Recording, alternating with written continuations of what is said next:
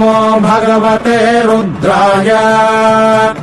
नमस्ते रुद्रमन्यव उतोत इषवे नमः नमस्ते अस्तु धन्वने बाहुभ्यामुत ते नमः यात इषुः शिवतमा शिवम् बभूव ते धनुः शिवा शरव्या यातवतया नो रुद्रमृडया याते रुद्र शिवा तनोरघोरा पापकाशिनी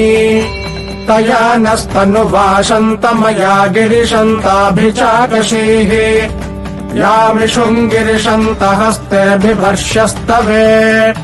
शिवाङ्गिरित्रताम् कुरु माहि गुंसेः पुरुषम् जगत्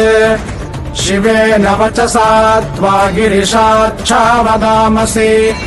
यथा नः सर्वमिज्जगत यक्ष्मगुम् सुमना असत् अभ्यवोचदधिवक्ता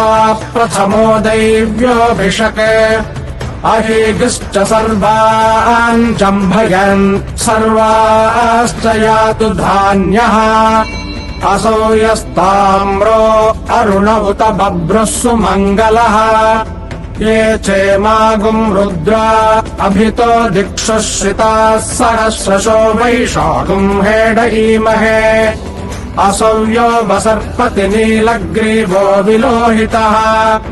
उतैनम् गोपा अदृशन्नदृशन्नुदहार्यः उतैनम् विश्वा भूतानि सदृष्टो मृडयातिनः नमो अस्तु नीलग्रीवाय सहस्राक्षाय मीदुषे अथो ये अस्य सत्त्वानो हन्तेभ्यो करन्नमः प्रमुञ्च धन्वनस्त्वमुभयोरार्त्नियोर्ज्याम् याश्च ते हस्त इषवः पराता भगवो वप